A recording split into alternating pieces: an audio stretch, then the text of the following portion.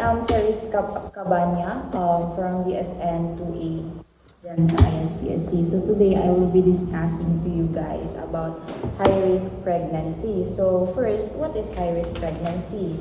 So a high-risk pregnancy here is a pregnancy where the mother, baby, or both have a greater than normal chance of complications before, during, or after delivery. So which means high-risk pregnancy or the possible complications, dito nga sabi niya, before, during, and after the delivery. So, pero it does not mean that something bad will happen. Kasi nga, ang mga high-risk sa pregnancies, kailangan lang siya ng close monitoring, specialized care, and proper management. So we have types of high-risk pregnancy. First is pre-existing maternal conditions or yung merong conditions si mother, as said here na maternal. Conditions ni mother before pa siya magbuntis. Next is pregnancy-induced conditions or what we call the risk during the pregnancy. And last one is ang ating fetal-related conditions or ang mga risk na pwedeng makuha ni baby. So first one is we have pre-existing maternal condition. So as I said earlier, it is the condition that the mother already has before pregnancy. So here are the common examples. First, as ang ating chronic hypertension and risk for preeclampsia. Preeclampsia, i-discuss natin yan later on. So, yon, pre-gestational diabetes, yung mga may diabetes, risk for large babies and congenital defects. Also, we have heart disease. Of course, risk siya sa mga heart failure, ganon. Autoimmune disorders, risk for miscarriage. Kasi kung, for example, mababa or nakapsot iti immune system ni mother, there are possibilities nga nakapsot iti maging immune system ni baby or hindi kayanin ni mother ang kanyang pagbubuntis. Kaya risk siya for miscarriage or pagbagada nga maalaan kasi dyan. Next is obesity, risk for cesarean section. Bakit? Kasi ang mga mas chubby na mother is mas slower yung progress ng labor nila. Kaya, nagiging CS na lang sila kasi hindi nila vaginal delivery or normal delivery. We have also the advanced maternal age, 36 years and above, and teenage pregnancy, 17 years and below. So, basically, ang ideal age ng pwedeng maging pregnant ang isang woman is 18 to 35 years old. It is because mas healthy pa yung mga cells natin. Sa teenage pa lang naman tayo. Mas healthy pa yung mga cells natin. At syempre, mas kaya nating dalhin pa yung baby. Kasi, for example, advanced maternal age, 36 years and above ka na. Diba, we all know naman na doon na lumalabas yung mga sakit-sakit, ganon. Yung mga hypertension, executive likod, kasi pumakbakot doon, ganon. And then next is pregnancy-induced condition or it develops during pregnancy. So, ito na. Yung sinasabi ko kanina na pre-eclampsia. Kahit wala kang hypertension before, there are possibilities na magkaroon ka ng pre-eclampsia during pregnancy or what we call pagkakaroon ng high BP after 20 weeks or with protein. But if maging mas malala siya, it can lead also to eclampsia. Pag eclampsia, mayroon na siyang seizure. So, in short, pag pre-eclampsia, high blood pressure with protein lang siya, pero pag eclampsia na siya, meron na siyang seizure. Next is gestational diabetes, high blood sugar during pregnancy, and risk for macrosomia. This, yung mga mahilig sa mga sweets, gano'n. So, kailangan, di ba, ipagpagadan ko, idandanig ka nga ganakon, mas controlled na lang yung kinakain mo. Kasi, if kain ka pa ng kain, lalo na sa mga sweets, lalaki talaga si baby. There are possibilities na haan to nga exact di ulo na inti uterine mon. Ito nga makaroon. CS, ibagsak na kasi placenta previa. It is when the placenta covers the cervix. The cervix mo dito, yung placenta na kasi. Wow. It causes painless vaginal bleeding. So, ibig sabihin, pag nag-bleed ka, tapos hanod nga na sakit, huwag, basta kumahan yung ibaliwala kasi bleeding pa rin siya, risk pa rin siya, gano'n. And then, multiple pregnancy, of course, twins, triplets, or ano, risk pa din siya. Kasi higher risk siya sa preterm labor, or ang ating preterm labor kasi is yung pag-deliver ng baby before 37 weeks. Ganon. And then, let's move on sa fetal-related high-risk conditions. We have examples here, ang congenital anomalies, or dito papasok yung mga babies na may mga cleft, didang na, tapos yung mga syndromes, ganon, yung mga heart disease, ganon. And then, intrauterine growth restriction, or from the word restriction, si baby, hindi siya lumaki sa normal weeks or gestation niya, ganun. Mas maliit siya sa week na meron siya, ganun. Fetal distress, pwedeng tumaas ang fetal heart rate ni baby, pwede rin bumaba ang fetal heart rate ni baby. Oligohydramnios and polyhydramnios, di ba may tinatawag tayong panubigan ni baby? So, doon may amniotic fluid. Yung amniotic fluid niya, pag oligohydramnios, is konti lang. Minsan, nagkukos siya kasi nagli-leak ang amniotic fluid niya. So, nga dati, pag wala nga rin lumar na dara kasi dahil, nagli-leak siya minsan. Or tinatawag natin yung preterm, premature ruptured membranes, ganun. And polyhydramnios, kabaliktaran lang. Ado iti amniotic fluid na. So, warning signs in high-risk pregnancy. You will seek immediate medical care if there is severe headache, blurred vision, sudden swelling of face and hands, vaginal bleeding, yung sinasabi ko kanina, severe abdominal pain, decreased fetal movement, especially pag nag-start ng mag-kick yung mga baby, tapos napansin yung madalas na lang yung kick niya, and of course yung high fever. Next is monitoring and management. So, high-risk pregnancies require frequent prenatal visits. So, in your pregnancy journey, in the future, at least 8 prenatal check-ups ang kailangan. Ultrasound monitoring, may mataytan, ultrasound, non-stress test, biophysical profile. Biophysical profile is the same as ultrasound and non-stress test lang din. Blood pressure monitoring, specifically sa may mga hypertension, high blood sugar monitoring, and laboratory exams. And management may include medications, but handling nga take medications as yourself lang. I'll take na kita story. What if na-adwan di dose? Or kurang pala di dose? So, as prescribed pa din by the doctor, or ano lang, hindi baga nga dose di doctor. Next is diet control. Yun nga, pwede magkaroon ng macrosomia or large baby pag hindi mo na-control. Or pag konti lang naman yung nutrition, pwede rin maging risk ni baby yun. And planned early delivery and cesarean section if hindi talaga kaya ng normal delivery. So we have vitamins and supplements during pregnancy. Of course, proper nutrition and supplementation are very important, specifically in high-risk pregnancy. So here are the essential vitamins and minerals. We have folic acid, or the vitamin B9. It prevents mineral tube defects and should start before conception if possible. So if alam nyo na may nabuo, ganun, pwede na mag-start ng folic acid. Kasi may ada di na duty kami, ada hindi ko na ganun. Ada na anak na anencephaly, ibig sabihin siya anak, iulot yung anak na haan nga nag-form, nakalukat di na, brain na, flat, natay subing. Next, iron. Prevents anemia and supports oxygen transport. Next, calcium. It supports fetal bone and teeth development and prevents maternal bone loss. Vitamin D also helps calcium absorptions and support immune function. And iodine, it is important for fetal brain development also. Omega-3 fatty acids supports fetal brain and eye development. And vitamin C, it helps iron absorption and supports immune system.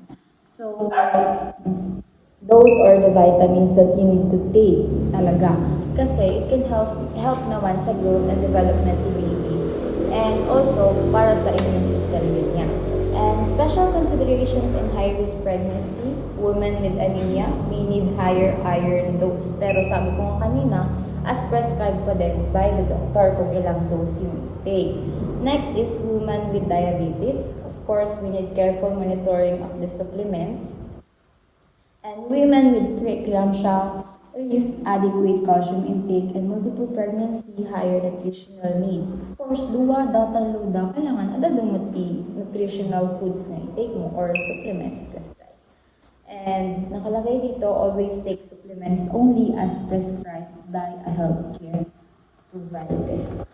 So, possible complications ni mother, sinabi ko kanina, eclampsia, hemorrhage, infection, organ damage ni baby, preterm birth or isang napaaga yung paglabas niya, 37 weeks below, low birth weight, NICU admission. NICU admission in connection sa preterm birth kasi nga hindi complete ang weeks ni baby na-admit siya sa NICU. Stillbirth. Next.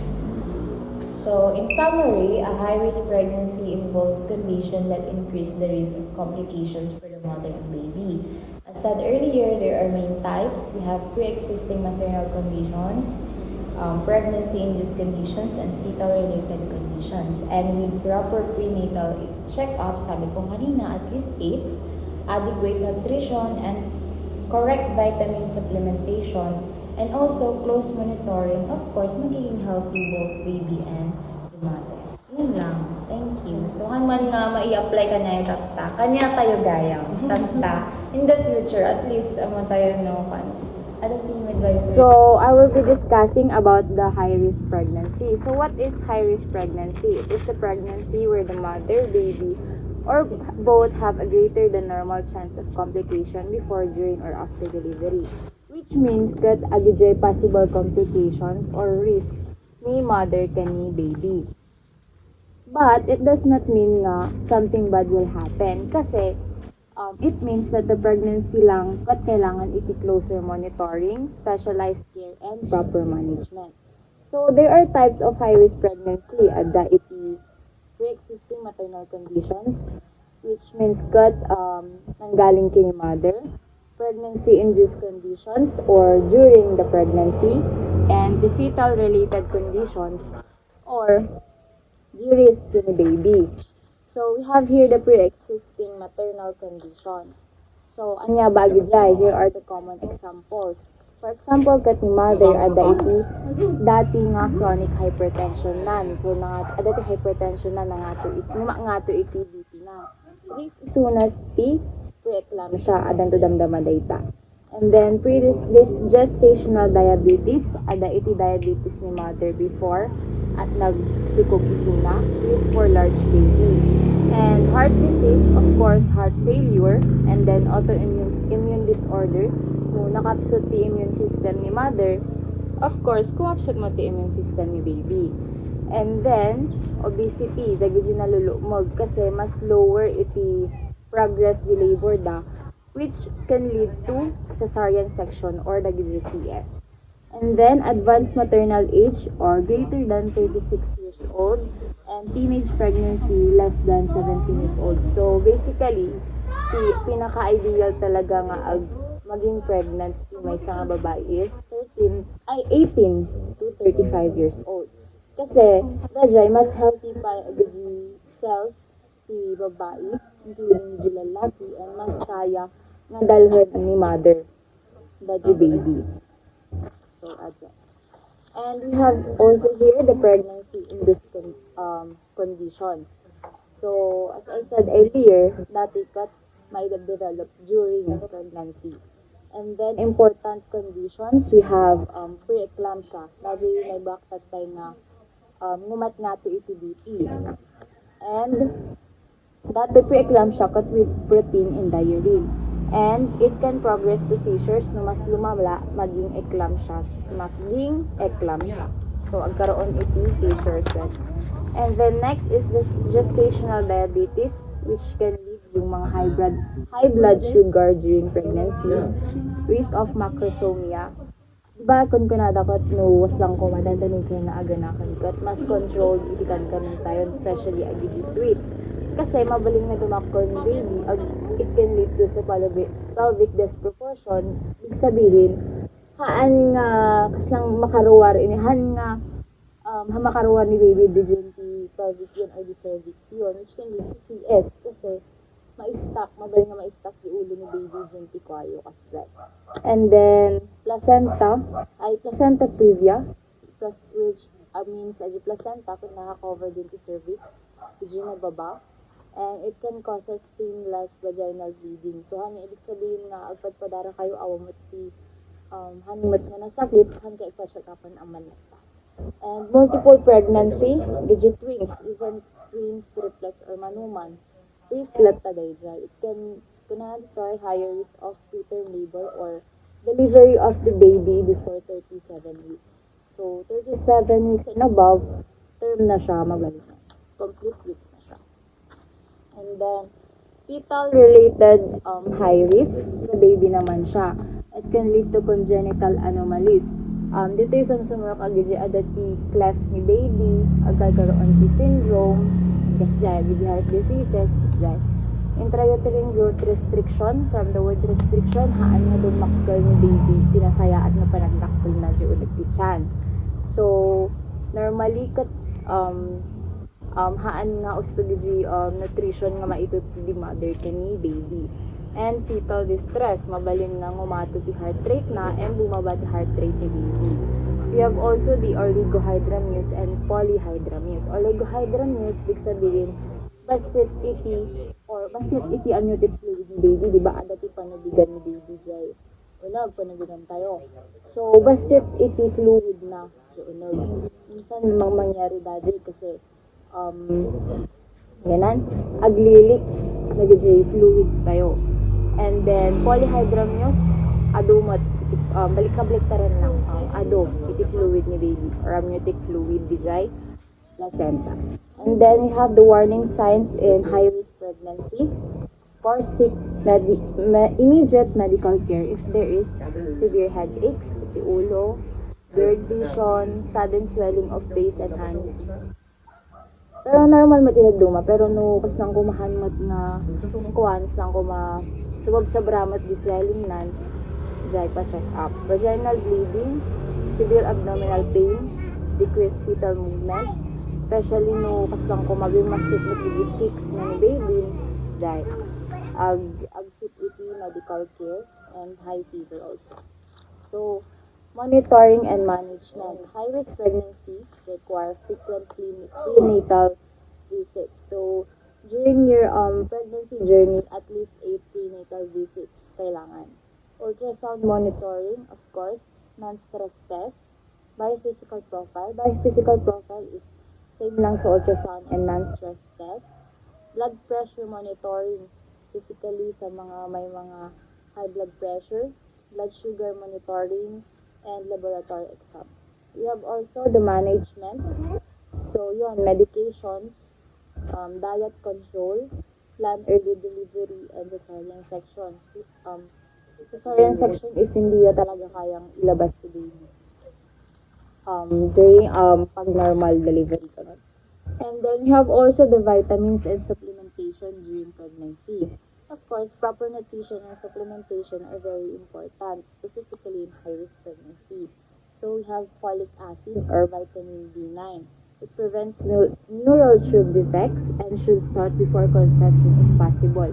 If amo yung adatikwan, tinabuon, mabaling kay egg started. Kasi kailangan tikot daily. Sabi ko naging patient niya. Anong sa pala iso na pinag-take na folic acid kat every 3 days. Diba dapat kat every day dajay. Ang di ulit baby, flat hanggang nag-form di ulo na. Matay di unog dajay. Iron prevents anemia and supports oxygen transport. We have also here the calcium. It supports fetal bone and teeth development and prevents maternal bone loss. Vitamin D, it helps calcium absorption, support immune system, and then iodine also, important for fetal brain development. Omega-3 fatty acids supports fetal brain and eye development, and vitamin C helps iron absorption and supports immune system. So basically, amin dati kat ag-help for the growth and development of the baby. And of course, kat nangumato immune system or mas maging healthy sa immune system. So, special considerations in high-risk pregnancy. Woman with anemia. So, may need higher iron dose. Pero, ang ibig sabihin nga ada anemia mo, ingat nga itong dose na kailangan pa rin gat. Agsit kini doktor, no, anyat proper nga dosage di mga inom mo, ganun. Woman with diabetes, careful monitoring of supplements. Woman with preeclampsia risk. Preeclampsia, di pinagnato TBT, of course, adequate calcium intake.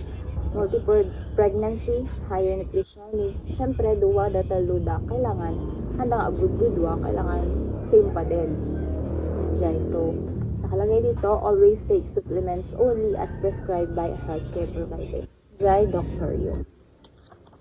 So, we have possible complications. Maternal, yun nga, eclampsia, hemorrhage, infection, and organ damage. And sa fetal, preterm birth, magaling nga makasapsapat ipa nag-deliver ka ni baby. Low birth weight, muhaan nga adequate nutrition na maalala na. NICU admission, preterm, mainit pa isunat at na maala di gusto nga weeks na. And stillbirth. And then, in summary, of course, a high-risk pregnancy involves conditions that increase the risk of complication for the mother and the baby. And the main types tayo tatay, the pre-existing maternal conditions, pregnancy and these conditions, fetal-related conditions, and with proper prenatal care, yun nga at least 8 visits, adequate nutrition, gives you vitamins tayo tatay, correct vitamin supplementation, and close monitoring, mas maging healthy both kayo and mother and baby. So, adyo lang.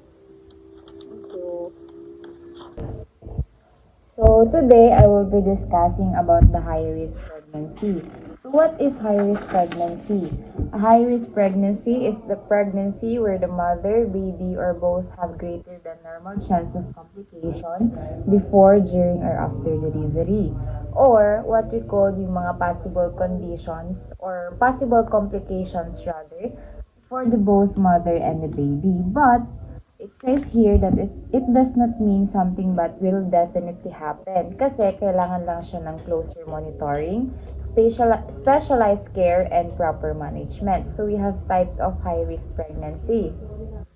We have the pre-existing maternal conditions or ito yung mga conditions na meron na si mother before pa siya maging pregnant. Next is pregnancy-induced conditions or it is the complications during pregnancy and fetal-related conditions sa baby naman siya, risk ng mga baby. We have here the pre-existing maternal conditions. As I said earlier, it is the condition that the mother already has before the pregnancy. We have common examples. Chronic hypertension. Si mother, meron na siyang hypertension noon. Matataas na yung mga BP niya. So, risk for preeclampsia. Preeclampsia will be discussed later on. Gestational diabetes, yung mga may mga diabetes, risk for large baby. Next is heart disease. Of course, risk for heart failure.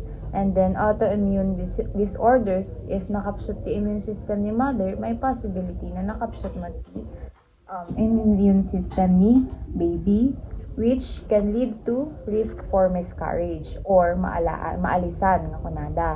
Obesity, risk for cesarean section kasi usually yung mga matataba is mas lower yung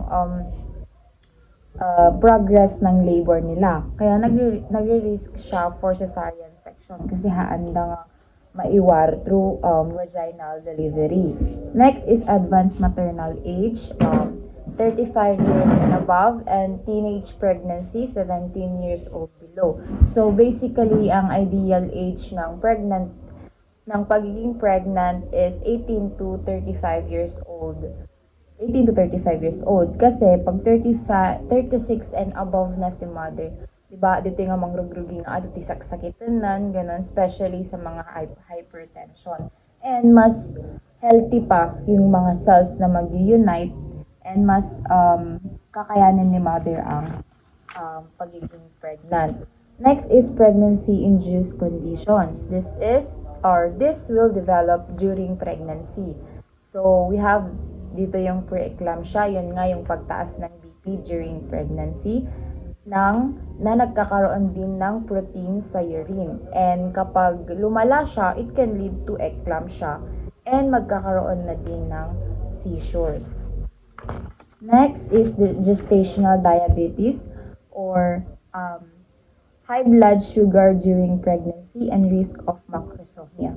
Nagkakaroon siya pag mahilig sa sweet si mother and hindi controlled yung mga kinakain na. Kaya sinasabi nila na pag malapit ng mga anak, kailangan controlled na yung kinakain. Kasi pwedeng maging macrosomia si baby or mas malaki siya, which can lead nga haanton nga exact DJ ulo na nga rumor EJNT uterus ni mother.